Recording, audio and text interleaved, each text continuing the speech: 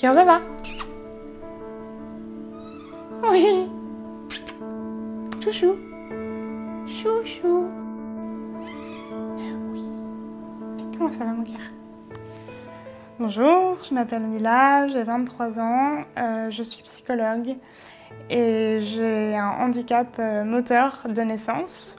Donc en fait, je suis née trop tôt, je suis née à 5 mois et demi de grossesse, ce qui a occasionné des lésions cérébrales, ce qui fait qu'en fait, le message de mon cerveau au reste de mon corps passe pas super bien. Du coup, j'ai des problèmes d'équilibre, de force musculaire, tout ça, donc je suis en fauteuil. Et en fait, j'ai toujours voulu parler du handicap moteur de naissance spécifiquement parce que je trouve que c'est un handicap, c'est un type d'handicap dont on n'entend pas beaucoup parler. On entend surtout parler du handicap dû à un accident ou de la maladie génétique, du téléthon, tout ça. Donc voilà, je trouve que c'est un sujet intéressant qui me tient à cœur.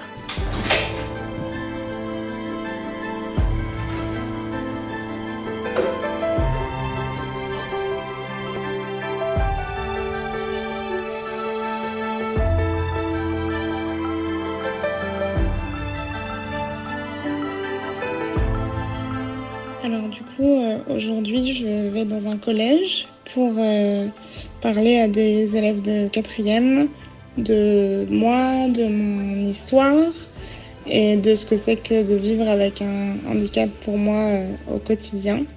Et du coup, vu que j'ai jamais fait ça, j'avoue que je suis un peu stressée.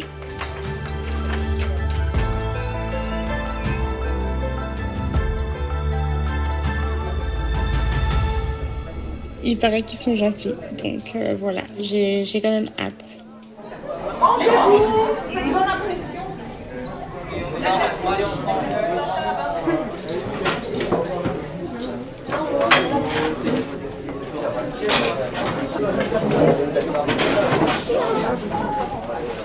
Asseyez-vous, asseyez-vous.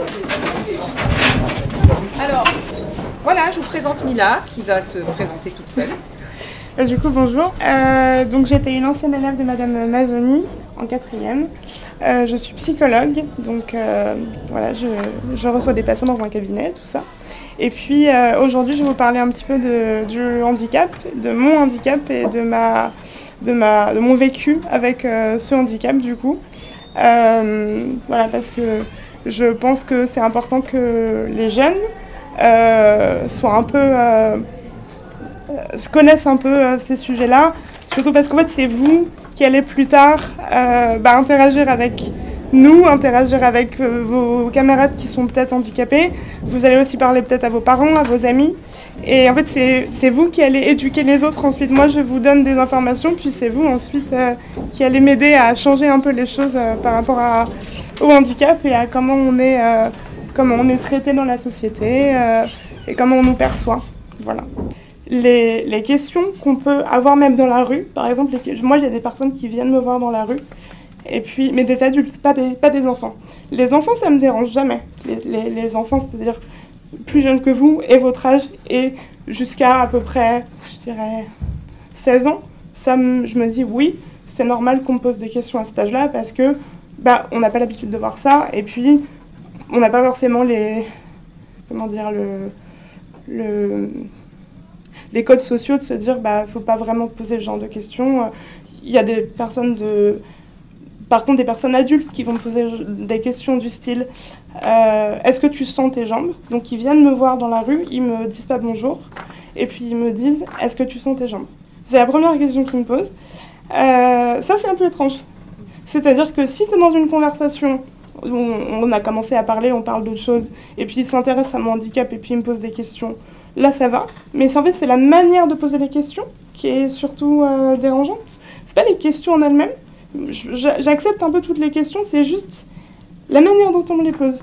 Donc est-ce que tu sens tes jambes, ça revient assez souvent. Qu'est-ce qui t'est arrivé aussi, ça revient assez souvent, mais je pense que c'est une question assez classique. Voilà, j'ai des questions un peu étranges comme ça. J'ai aussi des gens qui se comportent complètement normalement avec moi, c'est-à-dire qui peuvent me... Normalement, ça ne veut pas dire nier mon handicap, parce que de toute façon, je suis handicapée. Et d'ailleurs, j'utilise le mot handicapé, et pas en situation de handicap. Mais ça, c'est personnel à moi.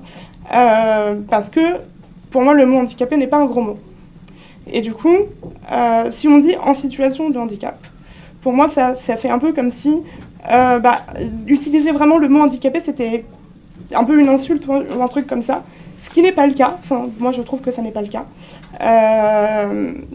Par exemple, on ne dirait pas de quelqu'un « Ah, tu as les cheveux de couleur brun ». Bah non, on dit « tu es brun » ou « tu es brune ». C'est beaucoup plus simple, ça prend moins de temps et c'est un descriptif. Donc voilà, moi je dis handicapé. Il y a aussi des gens qui peuvent, par exemple, venir me voir, me demander si je sens mes jambes, et ensuite ils ne me croient pas quand je leur dis que oui, ils me touchent les jambes. Ça c'est sympa aussi. Oui, non, ça arrive vraiment, je vous promets. Ils me disent mais vraiment tu sens tes jambes? Et ensuite ils touchent pour être sûr que vraiment je sens. L'autre truc aussi qui peut être un petit peu embêtant, mais je comprends que les gens le fassent, encore une fois, c'est les gens qui viennent vers moi dans la rue et puis qui vont prendre mon fauteuil et puis le pousser pour moi. Donc ils me demandent pas, oui, je te sens choquée. Oui, c'est très choquant, effectivement, moi ça me choque. C'est-à-dire qu'ils ne me demandent pas mon autorisation, puis ils viennent derrière moi, et puis ils me poussent comme ça, comme si moi je vous prenais par les aisselles, et puis que je vous transportais, comme ça. Moi ça ne me viendrait pas à l'esprit, personnellement. Du coup, je ne comprends pas pourquoi ça vient à l'esprit des gens. C'est très étrange, parce que du coup, déjà tu n'as pas vu la personne qui vient vers toi, parce que la personne donc arrive derrière toi et commence à te pousser, et tu ne sais pas, elle ne sait pas où tu veux aller, du coup elle te pousse, mais elle ne sait pas pourquoi elle te pousse. Et c'est juste parce qu'elle a l'impression que j'ai besoin d'aide, ce qui est très gentil de sa part, mais quand je demande pas d'aide, j'ai pas besoin d'aide en fait. C'est-à-dire, si vous avez l'impression que quelqu'un a besoin d'aide, ce qui est bien, c'est toujours proposer. C'est-à-dire, moi j'aime bien qu'on me propose, mais pas qu'on m'impose. C'est-à-dire, vous venez et puis vous demandez « Est-ce que vous avez besoin d'aide ?» Si on vous répond non, ça veut dire non. Il n'y a pas de peut-être, oui, peut-être qu'en fait j'ai besoin d'aide. Non, si je vous dis non, c'est que vraiment je peux me débrouiller toute seule, même si vous avez l'impression que je galère comme pas possible. Genre par exemple, quand je mets mon manteau, on peut avoir l'impression que je vais mettre 5 ans, mais je sais le mettre, du coup je vais le mettre toute seule. Mais encore une fois, je comprends l'intention derrière, c'est bien intentionné, les gens veulent m'aider, les gens sont gentils, mais en fait ça m'enlève mon autonomie, mon indépendance. Ça c'est important pour moi.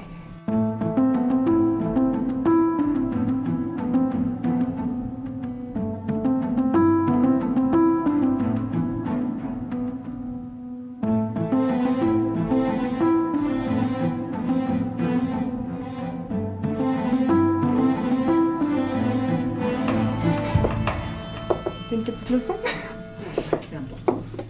Donc tout le système de discrimination. C'est ça.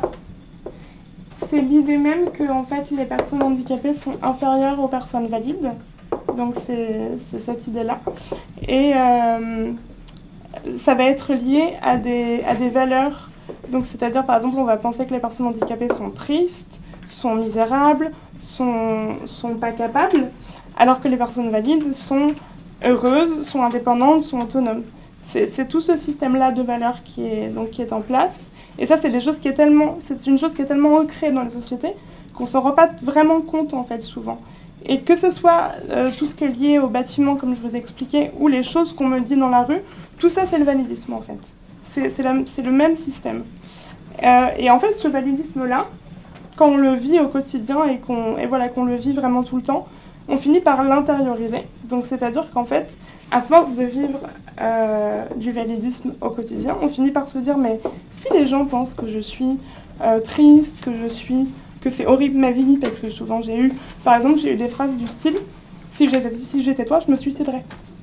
Ça c'est sympa, ça c'est agréable. Elle est tellement courageuse, moi je ne pourrais pas le faire, du coup si j'étais elle, je me suiciderais. Et pour eux c'est un compliment, pour moi ça n'est pas un compliment. Et du coup, à force d'entendre ce genre de choses et de ne pas pouvoir rentrer dans des bâtiments, des choses comme ça, on se dit mais du coup c'est peut-être moi le problème. C'est moi qui suis pas adaptée à la société, qui devrait changer, il y a un truc qui va pas. Et en fait c'est pas vrai. Et ça c'est très long à se rendre compte de ça.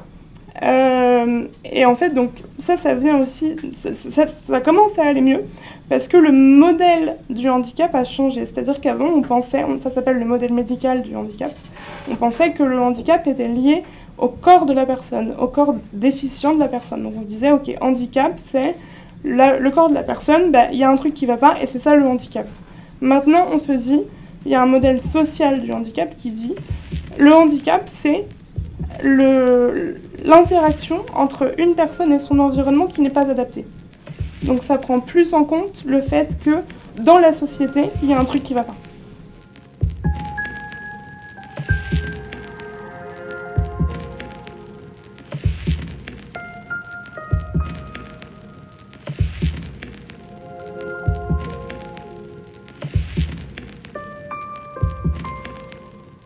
Donc moi je suis en train de créer une association et l'association en fait je vais faire ça dans l'association, donc ce que je suis en train de faire devant vous, mais avec d'autres personnes handicapées que moi pour que vous ayez, vous en tant que personnes qui sont à l'école, des visions du handicap vraiment diverses, le plus diverses possible. Donc moi par exemple j'ai un handicap moteur, il pourrait y avoir une personne avec un handicap visuel par exemple, ou une personne qui est paraplégique, donc qui a eu un accident et qui n'est pas née handicapée. Ce qui est complètement différent dans la manière de vivre le handicap. Moi, du coup, je parle de mon expérience. Ça, c'est important aussi. Ce que je vous raconte là, c'est pas du tout l'expérience de toutes les personnes handicapées. C'est très important de se rendre compte de ça. Parce que je peux pas parler pour toutes les personnes handicapées. On est 12 millions en France, donc on est 20% de la population.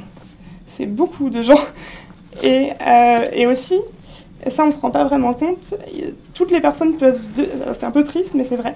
Toutes les personnes peuvent devenir handicapées au cours de leur vie. Surtout les personnes âgées, en fait, souvent deviennent handicapées parce qu'elles sont âgées. Et du coup, en fait, ça touche un peu tout le monde.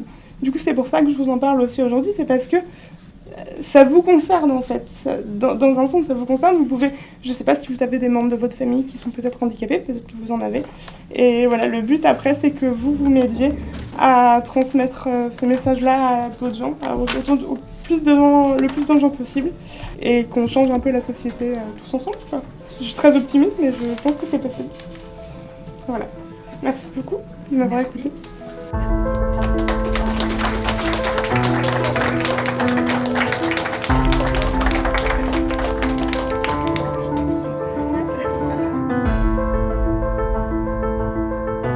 Je veux que la société soit inclusive, de manière générale, donc pas que pour les personnes handicapées, mais on fait partie de la société, donc il faut nous inclure vu qu'on est là, en fait.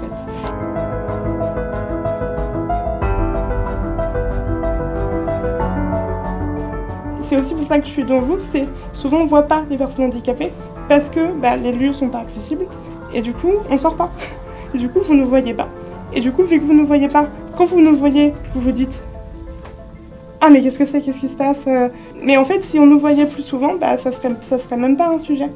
Et moi, le but, c'est que ce soit plus trop un sujet. Et pour que ça devienne plus un sujet, il faut que ce soit un sujet d'abord, malheureusement. Donc, mais voilà, c'est à peu près tout ce que j'avais à dire.